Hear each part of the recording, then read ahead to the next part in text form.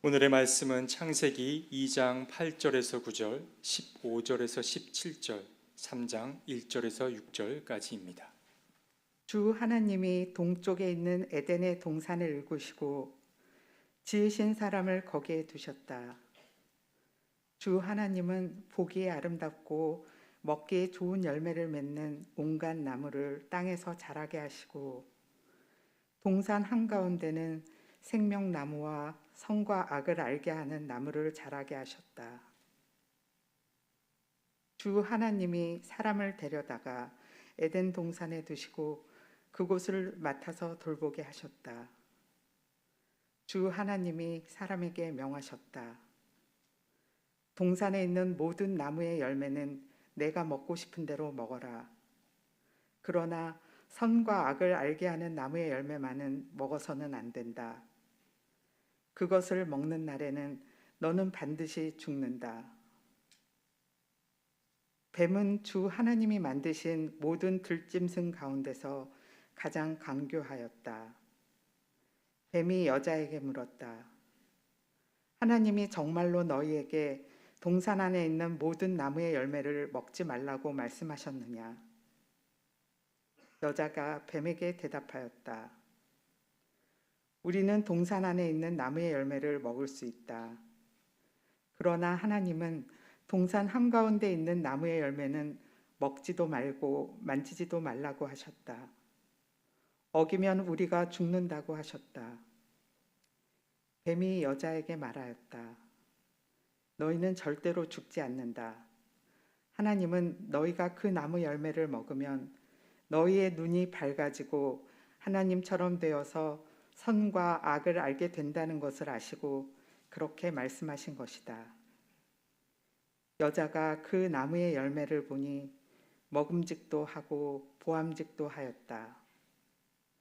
그뿐만 아니라 사람을 슬기롭게 할 만큼 탐스럽기도 한 나무였다. 여자가 그 열매를 따서 먹고 함께 있는 남편에게도 주니 그도 그것을 먹었다. 이는 하나님의 말씀입니다. 찬양 감사합니다. 주님의 은총이 여러분 모두와 함께 하시기를 간절히 기원합니다. 오늘은 사순절 첫 번째 주일입니다. 지난 제의 수요일서부터 시작한 사순절 순례길을 어떻게 걷고 계시는지요? 저는 고난의 신비 가운데 있었습니다. 오늘 우리가 나아갈 순례의 방향을 생각해 보면서 말씀을 잠시 묵상하는 시간 갖도록 하겠습니다. 창세기 2장의 창조 이야기는 에덴 동산을 중심으로 기술되어 있습니다. 하나님께서 에덴 동산을 일구시고 사람을 거기에 두셨습니다. 동산에는 열매 맺는 나무를 자라게 하셨습니다. 이 열매들은 보기에 아름답고 먹기에도 좋았습니다. 동산은 풀 한 폭이 나지 않는 곳에서 생명력이 넘치는 풍성한 곳으로 변모했습니다. 하나님은 사람에게 이 아름다운 곳을 맡아서 돌보라고 하셨죠. 동산 한가운데에는 생명나무와 선과 악을 알게 하는 나무가 자라고 있었습니다. 하나님께서 사람에게 명령을 내리시기를 동산에 있는 모든 나무의 열매는 다 먹어도 된다. 근데 그 한가운데에 있는 선과 악을 알게 하는 그 나무의 열매만큼은 먹어서는 안 된다. 먹으면 죽을 거야 라고 이야기하셨어요. 하나님은 왜 이런 제한을 두셨을까요? 궁금하기 짝이 없습니다만 이것 또한 하나님의 깊으신 뜻이었던 것 같고 우리는 그것을 충분히 헤아릴 수는 없을 거라는 생각이 듭니다. 하지만 우리 삶에는 언제나 이런 식으로 어쩔 수 없는 제한이 있어 왔다라고 생각합니다. 태어나 보니까 호랑이가 아니라 저는 호모사피엔스였습니다. 수십백억의 인구들 가운데에서 이 사람이 나의 부모요, 형제요, 자매로 내가 결정한 것이 아니었습니다. 내 피부색, 내 민족, 내 국가, 많은 것들이 결정되어 있었죠. 태어난 순간서부터 우리는 어떠한 제한점 안에 둘러싸이게 됩니다. 뱀은 바로 나에게 주어진 어떤 것을 제한으로 여기는 인간의 마음, 그것을 꿰뚫고 있었습니다. 뱀은 그래서 그 부분에 어떤 것을 건드리게 되면 반응이 즉각적으로 나올 것이다 라는 것을 잘 알고 있었습니다. 뱀은 사람한테 이렇게 묻습니다. 하나님이 정말 너희한테 동산에 있는 나무 열매들 먹지 말라고 하셨어? 사람이 답변하죠. 아니야, 우리 동산 안에 있는 나무 다 먹을 수 있어. 하지만 하나님이 동산 한가운데 있는 나무 열매만큼은 먹지도 말고 만지지도 말라고 하셨어. 그거 먹으면 우리 죽는데 라고 답변합니다. 뱀이 처음서부터 동산 한가운데 있는 금지된 열매를 먹으라고 충동질했습니까? 아니요. 다만 과장된 몸짓과 거짓을 섞어가면서 인간의 약한 그 고리 부분을 콕 집어서 질문한 것뿐입니다. 예를 들면 이런 것이죠. 풀어서 하자면, 너 요즘 괜찮아? 아니, 듣기에 누가 그러는데 너 좀 요즘 많이 힘들다고 하던데, 이런 식의 질문인 거예요. 사람이 깜짝 놀라가지고 답변한 거예요. 뭐라고 합니까? 아니야, 나 잘 지내고 있어. 괜찮아, 아주 잘 지내고 있어. 아유, 사람이 문제 없는 사람이 어디 있나, 뭐 하나 좀 걸리는 게 있긴 한데 그래도 나 잘 지내고 있어. 그렇다니까 라고 답변한 거예요. 뱀은 사람의 마음 가운데 틈이 생겨났음을 놓치지 않습니다. 하나님께서 만지도 말라는 말씀 안 하셨어요. 그런데 사람은 하나님이 만지지도 말라고 하셨다면서 금기에 대해서, 자신에게 주어진 제한에 대해서 길게 부연 설명하고 있는 거예요. 주로 변명할 때 말이 길어지지요. 뱀은 눈치챘습니다. 사람의 마음속에 그 금기에 대한 두려움과 불안, 그리고 약간의 불만이 도사리고 있었다는 것을 말입니다. 그리고 그것을 어떻게 좀 깨봤으면 하는 아주 적지만 그런 마음이 도사리고 있다라는 것을 알아차린 겁니다. 뱀은 그 순간 한 걸음 더 나아갑니다. 너희 절대 죽지 않아. 하나님이 너희가 그 나무 열매 먹으면 너희 눈이 밝아지고 하나님처럼 돼서 선과 악을 알게 된다는 걸 아시고 그렇게 말씀한 것뿐이야 라고 답변해 줍니다. 하나님께서는 분명히 말씀하셨지요. 사람들이 선과 악을 알게 하는 그 나무 열매를 먹는 날에는 반드시 죽는다고요. 근데 뱀은 뭐라고 이야기합니까? 정반대로 죽지 않는다는 거예요. 여러분, 누구의 말을 듣겠습니까? 답변을 안 하시면 안 되는데요. 하나님 대 뱀, 누구를 선택하시겠습니까? 이 양자택일 가운데에서 우리 인류의 조상은 하나님의 말씀을 당연히 따를 줄 알았는데 그렇지 않았습니다. 어째서 그랬을까요? 의사이자 상담가인 레이첼 나오미 레멘은 그의 책 그대 만난 뒤에 삶의 눈떴네라는 곳에서 어린 시절 할아버지한테 들었던 옛날 이야기를 들려줍니다. 그녀의 할아버지는 유대인 랍비였습니다. 할아버지가 들려주신 뱀과 이브 사이의 이야기에서 이브는 사춘기 소녀로 등장합니다. 하나님 아버지의 돌봄과 보호 아래 있었고 순종하며 지냈지만, 잘 아시죠? 사춘기? 나이가 나이인지라 미지의 세계에 대한 신비, 또 그 지혜에 대해 알고 싶은 욕망 또한 나날이 커져가고 있었습니다. 그때 마침 뱀이 금지된 나무의 열매로 유혹했다는 것입니다. 호기심이 왕성했던 그녀는 금지, 금단, 제한 이런 이야기를 듣는 순간 그 말 자체가 갖고 있는 그 마력에 이끌려서 그 열매를 따서 한 입 깨물고 말았다라는 것이 레벤의 할아버지의 설명입니다. 사춘기 자녀의 반항과 성장 이야기는 우리 모두에게 익숙합니다. 에덴의 첫사람도 그랬을까요? 확실한 건 모릅니다. 하지만 그때나 지금이나 이거 하나만큼은 확실합니다. 진짜 부모 자식 간이라고 한다면 부모가 뭐라고 계속해도 그 부모가 나를 죽이지는 않을 거라는 것 말입니다. 슬쩍 져줄지도 몰라요. 에덴의 첫 사람도 창조주 하나님께서 자기 자녀들을 호되게 야단을 치시긴 하겠지만 진짜 죽이지는 않으실 거라는 것을 그 마음 가운데, 그 마음의 중심 가운데 알고 있었다는 거예요. 그가 하나님이 진짜 죽일 거라고 그랬으면 따 먹었겠습니까? 아니요. 정말 죽이기까지 하겠어? 그 마음이 있으니까 그 열매를 계속 바라본 겁니다. 그 열매를 보니까 와, 예전하고는 달라요. 먹음직도 하고 보암직도 합니다. 그뿐만 아니라 이렇게 고백합니다. 슬기롭게 할 만큼 탐스럽게 생겼다고요. 사람은 그 열매를 따서 먹고 함께 있는 배우자에게도 주어서 그것을 같이 먹습니다.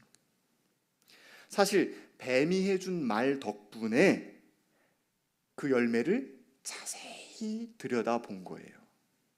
예전에는 먹지 않았던 건 물론이고 만지지도 않았고 바라보지도 않았을 거예요. 내 것이 아니니까. 하지만 한 번 눈에 들어오자 아른아른 계속 그것만 보입니다. 사람은 그 열매를 보면 볼수록 그것을 먹지 아니할 도리가 없었습니다. 그런데 여러분, 그렇게 예쁘고 사랑스러운 건 그 열매뿐이었습니까? 오늘 함께 보신 창세기 2장 9절이 정말 중요한데요. 이렇게 기록하고 있습니다. 주 하나님은 보기에 아름답고 먹기에 좋은 열매를 맺는 온갖 나무를 땅에서 자라게 하시고, 사람이 선과 악을 알게 하는 그 나무의 열매를 보고 마치 그 열매만 특별히 먹음직하고 특별히 보암직한 것처럼 굴었지만 사실 에덴 동산 안에는 모든 나무가 다 그랬어요. 마음을 두고 자세히 보면, 오래 보면 안 그런 나무가 하나도 없었습니다. 우리는 하나님께서 손수 이 세상을 창조하시고 어떤 마음이셨는지 아주 잘 알고 있습니다. 창세기 1장 31절에 보시기에 참 좋았다라고 기록하고 있습니다. 창조의 6일 동안 지으신 피조물을 보시면서 얼마나 흐뭇하셨던지 계속 보시기에 좋았다, 보시기에 좋았다, 보시기에 좋았다 반복하고 있습니다. 나무 열매만 좋았겠습니까? 아니요. 하나님께서 당신의 형상대로 창조하신 사람도 보시면서 좋아하셨어요. 모두 하나같이 보기에 좋았었는데, 예쁘고 사랑스러웠었는데, 사람의 눈이 동산 한가운데 있는 금지된 나무에 꽂히자 그것만 특별히 더 먹음직하고 보암직한 것으로 착각한 것입니다. 결국 뱀이 사람에게 한 일은 무엇입니까? 금지된 것을 더 자세히 보고 또 보게 만든 것입니다. 그럼으로써 지금까지 한껏 누리면서 풍족한 기쁨을 나누며 행복해했던 모든 것을 어떻게 여기게 되었습니까? 초라하게 여기게 된 거예요. 그런데 더 끔찍한 것은 무엇입니까? 유혹을 받은 사람이 자기 자신을 유혹 이전보다 하찮은 존재로 여기게 되었다는 것입니다. 저는 이것이야말로 타락이라고 말씀드리고 싶습니다. 눈으로 무언가를 보고 유혹을 받는다는 것은 필연적으로 무엇과 연결됩니까? 타인의 눈에 내가 어떻게 비춰 보여질까를 신경 쓴다는 것을 의미합니다.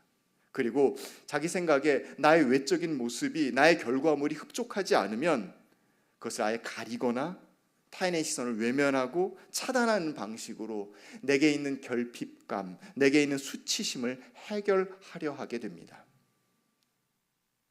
조너선 섹스는 시각에 붙들린 삶의 방식들을 수치심의 문화라는 개념과 연결시켜 이것을 설명합니다.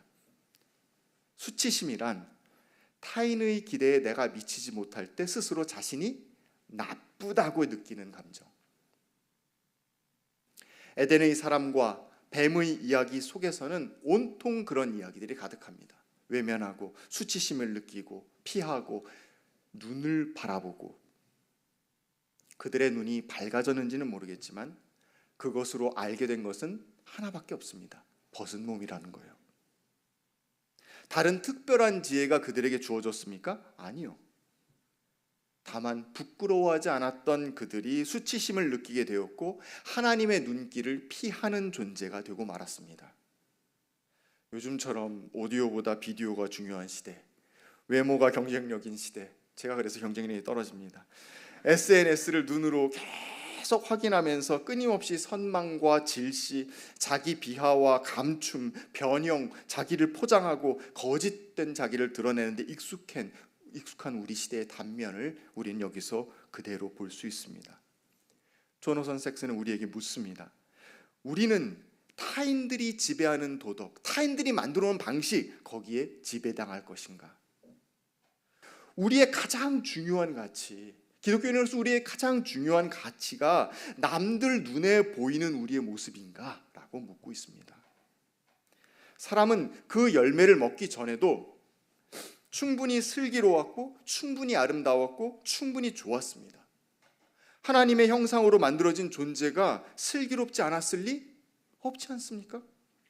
하나님이 손수 빚어서 만드셨는데 아름답지 않았을 리 없지 않습니까? 하나님이 보시기에 참 좋았다고 하셨는데 다른 누구의 인정이 도대체 더 필요하다는 말입니까? 그런데 슬기롭게 해준다는 어떤 특별한 것이 있다라고 하니까, 그거 한번 보라고 하니까 자기 자신의 모습이, 자기가 지금까지 충만하게 누렸던 모든 것이 한순간 충분치 않은 것, 부족한 것으로 여겨지는 겁니다. 그리고 저 열매를 먹지 않으면 안 될 것 같은 그 강한 충동이 그 안에 도사리게 된 것입니다. 그 결과로서 잘 됐다면 좋겠지만 뱀의 표현대로 하나님처럼 되어서 선과 악을 알게 되었습니까? 혹은 그 사람의 기대대로 슬기롭게 되었습니까? 아니요. 눈이 밝아지게 되어서 벗은 몸을 보기는 했지만 실상 그들에게 더 다른 슬기가 주어지거나 그들에게 더 다른 하나님이 주어진 것은 아니었습니다. 그들 안에는 이미 하나님의 형상이 있었고 충분히 하나님을 닮은 존재들이었고 선과 악을 분별할 능력과 슬기 또한 이미 그들 안에 있었습니다. 자기가 누구를 닮았는지, 내가 누구로부터 온 존재인지를 그들 자신만 몰랐던 겁니다. 그들은 나의 본질, 그 아름다운 본질을 신뢰하지 못했습니다. 자기 자신이 누구인지 바로 인식하지 못했기 때문에 오히려 자기 자신을 비하하는 존재가 되어버린 것입니다. 그것이 바로 오늘 이야기가 들려주는 타락이고 죄입니다. 나를 잊은, 나의 본질을 잊은, 나의 형상을 잊은 존재는 하나님의 일을 감당할 수 없습니다. 앞서 이야기 드렸던 레이첼, 나오미, 레벤은 이런 이야기를 덧붙입니다. 열매를 먹은 사춘기 소녀는 도대체 어떻게 되었을까? 어른이 되었습니다. 다른 삶을 살게 되었어요. 변화무쌍한 바깥 세상으로 나가게 되었습니다. 복잡한 세상 속에서 때론 모험을 감행해야만 했고 그 책임을 힘겹게 져야만 했습니다. 하지만 그 어려움 속에서 그녀는 깨닫습니다. 나의 삶의 기준이 내 안에 있음을. 내면에서 들리는 하나님의 목소리에 귀 기울일 줄 알게 되었습니다. 반항과 성장통을 겪으며 사춘기 소녀는 어른이 되었고 참된 지혜를 내면으로부터 들으면서 자기 자신을 찾아가는 경지에 점차 이르게 된 것입니다. 조너선 섹스도 비슷한 말을 들려줍니다. 그는 이렇게 이야기합니다. 유다이즘은 듣는 종교라고 하면서 우리가 잘 알고 있는 아브라함, 모세, 예언자들, 그 사람들이 그 당시 다른 사람들과 차이가 났었던 이유를 그들이 다른 사람이 듣지 못한 음성을 들었기 때문이라고 말합니다. 그러면서 이렇게 이야기합니다. 우리를 다른 사람의 영혼과 연결시켜주며 때로 하나님이 우리를 부르시고 우리에게 말씀하시고 세상에서 우리의 거업을 위해 우리를 불러내시는 하나님의 영혼에도 연결시켜준다라고 이야기합니다. 저는 깊이 있게 듣는 것과 또 깊이 있게 바라보는 것, 이것은 연결되어 있다고 생각합니다. 관상기도처럼 말입니다. 귀가 됐든 눈이 되었든지 간에 피상적인 것들에 매몰당하게 되면 그것은 나를 몰락시킬 유혹의 통로가 될 것입니다. 하지만 깊은 내면으로 들어가게 된다면, 하나님께서 우리에게 이미 주신 그 하나님의 형상으로 내려가게 된다면 우리는 하나님의 뜻과 맞닿은 통로를 발견하게 될 것입니다. 사순절입니다. 사순, 넉사, 열흘, 순, 말 그대로 40일을 의미합니다. 우리는 무엇을 자세히 보고 무엇을 귀담아 들으며 40일 동안 지내야 하겠습니까? 이 사순절을 영어로는 렌트라고 표현을 하는데요, 이 표현은 고대 영어 랭크텐에서 왔다고 합니다. 이 말은 봄, 봄철 이런 것을 의미합니다. 낮의 길이가 길어지는 때인 것이죠. 이렇게 살펴보게 된다면 사순절은 어둠 가운데 빛을 조금씩 더해가면서 완전한 빛을 향해 나아가는 절기라고 표현해도 큰 무리가 없을 것 같습니다. 생명, 평화, 내 안에 있는 하나님의 형상과 같은 그런 본질에 더 가까이 다가가서 하나님과 하나가 되어가는 그 빛의 절기라고 말입니다. 이 절기 동안 저는 여러분과 제가 세 가지를 좀 더 자세히 보고 귀담아 들으며 빛을 더해갈 수 있기를 소망합니다. 첫 번째로, 사순절 기간 동안 시간을 내서 자세히 아주 오랫동안 나 자신을 살펴볼 수 있었으면 좋겠습니다. 하나님께서 손수 빚어 만드시고 당신의 숨결을 불어넣으신 나라는 존재가 얼마나 사랑스럽고 멋진지 스스로 잘 알아가 보시기를 바랍니다. 우리 안에 이미 존재하는 하나님의 형상을 찾아내 보시기 바랍니다. 우리 안에 이미 말씀하시는 하나님의 음성을 경청하시기 바랍니다. 그 밖에 다른 특별하다라고 하는 것들, 그것이 에덴 중심에 있든 어디에 있든지 간에 그 모든 것 우리에게 필요하지 않습니다. 이미 우리 자신과 우리 주변에 다 주어져 있습니다. 그것으로 충분합니다. 저는 주로 교회학교에서 아이들과 함께 지내는데요, 교회학교 아이들 중에서 개구쟁이 있습니다. 여러분의 상상을 초월하는 독특한 친구들도 있습니다. 네, 때로는 선생님들이 버거워하기도 하는 그런 경우도 있습니다. 하지만 그 어떤 말썽꾸러기도 자기만의 뚜렷한 장점, 멋진 자질 하나 이상을 갖고 있습니다. 존재 자체로 사랑스럽지 않은 친구는 하나도 없습니다. 그래서 자기 단점이나 결핍에 대해서 유난히 걱정하거나 불안해하는 친구를 만나면 저는 참 속상합니다. 예배 시간에 까불까불하는 거? 괜찮습니다. 하지만 의기소침해서 구석에 앉아가지고 생명력 잃은 것처럼 꼼짝 안 하고 있는 건 참 가슴 아픈 일입니다. 하나님께서도 같은 마음으로 우리를 보고 계시리라 믿습니다. 두 번째로, 내 곁에 있는 모든 이들이 나처럼 중요합니다. 멋지다는 것을 발견하는 시간을 만드시길 바랍니다. 특별히 가족 가운데에서 그러시기를 간절히 바랍니다. 우리는 모두 서로에게 도움이 될 만한 멋진 지혜와 능력을 이미 갖추고 있습니다. 나도 그렇고 저희도 그렇습니다. 여기 있는 사람도 그렇습니다. 우리 모두 그렇습니다. 사순절기 동안 상대방 안에 있는 그 빛나는 면모를 호명해 주실 수 있는 기회를 꼭 만드시기를 바랍니다. 혹시 세파에 시들어서 힘들어하는 가족이나 이웃이 있다라고 한다면 내가 먼저 가서 그의 손을 잡아 일으켜서 서로 활짝 웃는 부활의 아침을 맞이할 수 있기를 간절히 바랍니다. 마지막으로, 우리만큼이나 하나님을 감동시켰던 세상의 여러 동식물들을 살펴볼 수 있는 기회를 여러분이 마련하신다면 좋겠습니다.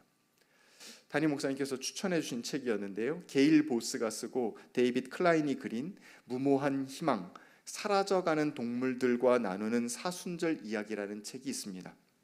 이 책에는 수마트라 오랑우탄, 붉은 가슴 도요 등등 멸종 위기 동물들이 얼마나 멋지고 아름다운 모습인지가 묘사되어 있습니다. 저자는 이렇게 이야기합니다. 우리 친구들의 기막힌 모습에 집중하다 보면 바로 사순절의 중심부에 이르게 된다고요. 무슨 뜻이냐면 동물들의 그 사랑스럽고 경이로운 모습들, 그것을 경탄을 거듭하면서 바라보게 되면 한순간 그들이 너무나도 끔찍하게 사라지고 있다는 것을 듣게 될 때 우리는 에덴의 상실과 또 에덴에 대한 그리움 같은 것들을 떠올릴 수밖에 없게 되고 십자가와 부활의 의미를 다시 한번 이 생태계 가운데에서 되새길 수밖에 없게 된다는 말입니다. 다른 모든 피조물의 고통을 우리의 고통처럼 느낄 때 우리의 마음은 당연히 상하게 되죠. 그가 사랑스러우면 사랑스러울수록 우리는 더욱더 크게 상하게 될 것입니다. 더 쓰라리게 될 것입니다. 그럴수록 우리는 더더욱 간절하게 죽음을 이기고 부활하신 그리스도를 진심으로 기다리게 될 줄 믿습니다. 그리스도의 사역에 동참하게 되는 그 쓰러져가는 생명에게 빛을 더하고 싶은 거룩한 열망을 품게 될 줄 저는 믿습니다. 여러분, 사순절 순례의 길을 걷는 동안 우리가 피조세계의 모든 구성원들의 아름다움과 지혜로움을 되새길 수 있는 기회를 갖기를 바랍니다. 그 생명의 빛을 우리가 지켜내고 또 더욱더 환하게 하고자 하는 결단을 하며 한 걸음 내 디드실 수 있는 여러분과 제가 되기를 간절히 기원합니다. 주신 말씀 기억하며 함께 거듭의 기도 드리겠습니다. 창조주 하나님, 우리가 하나님의 형상을 품은 하나님을 꼭 닮은 하나님의 자녀임을 깨닫게 하시니 감사합니다. 잘못된 선망과 결핍감, 수치심으로부터 벗어나게 도와주십시오. 주님께서 보시기에 참 좋았던 이곳에서 주님처럼 뭇 생명들을 복되게 하는 아름다운 삶을 살게 해 주십시오. 예수님의 이름으로 기도하였습니다. 아멘.